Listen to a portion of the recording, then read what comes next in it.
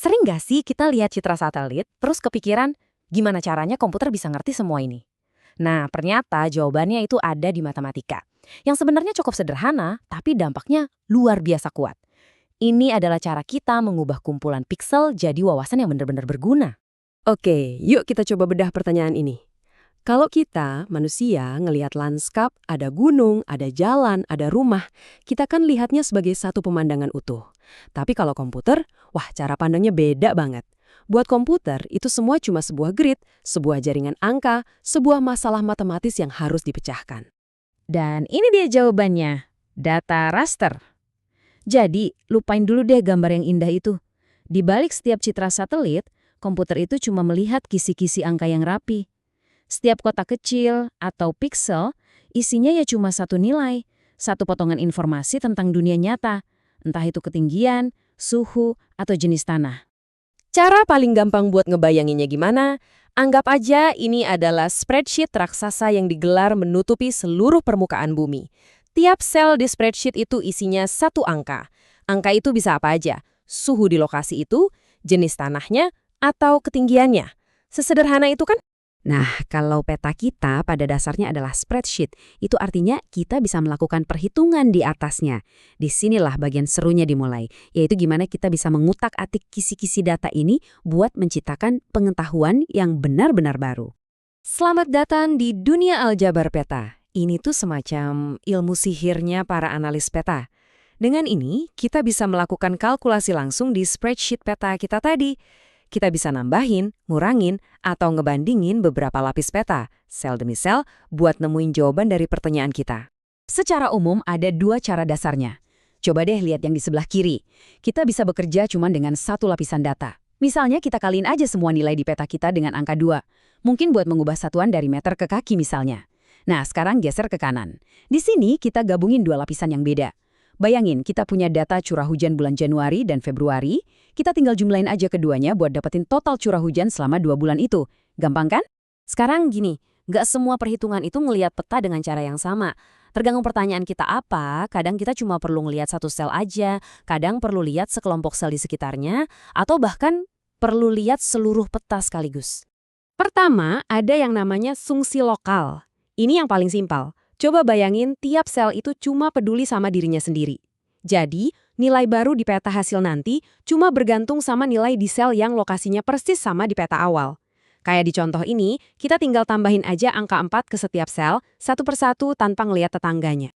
Oke, sekarang kita perluas sedikit pandangan kita dengan fungsi lingkungan. Di sini, sel udah nggak kerja sendirian lagi. Buat ngitung nilai baru, kita ngelihat satu sel kali plus tetangga-tetangga terdekatnya dalam sebuah jendela kecil.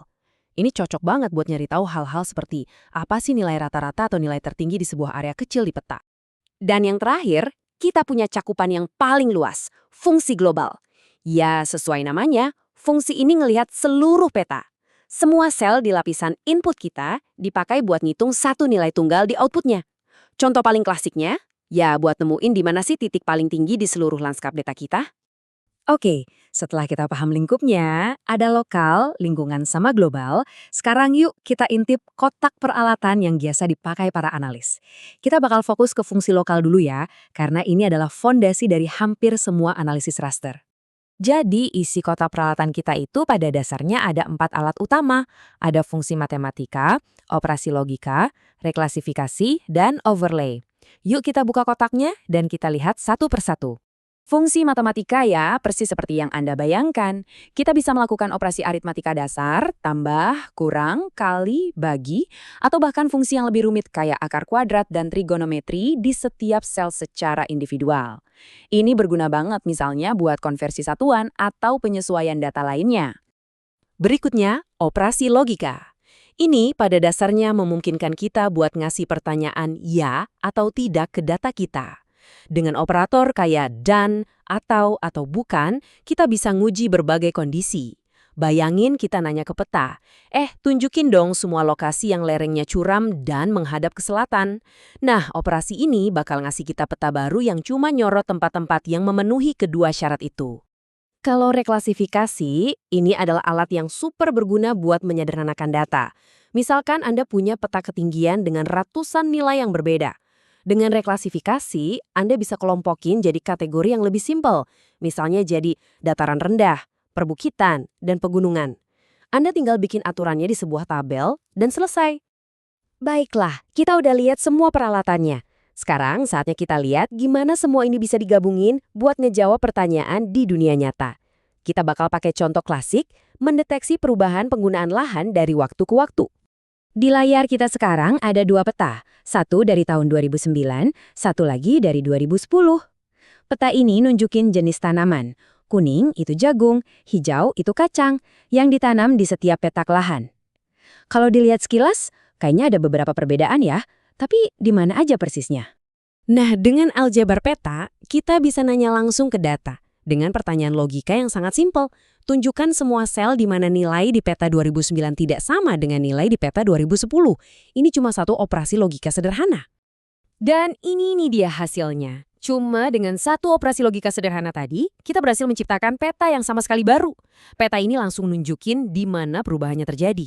Area yang merah itu tempat para petani ganti jenis tanamannya, sementara yang putih tetap sama. Ini wawasan yang kuat banget kan? Dan semua ini lahir dari matematika yang sangat sederhana. Ini ngebawa kita ke sebuah pemikiran penutup. Kalau kita bisa melacak perubahan di lahan pertanian semudah ini, coba bayangin, apa lagi yang bisa kita temukan? Kita bisa melacak deforestasi, memprediksi penyebaran wabah penyakit, sampai merencanakan kota yang lebih baik. Kemungkinannya tuh nggak terbatas, dan semuanya tersembunyi di dalam piksel-piksel data. Tinggal nunggu untuk kita ungkap.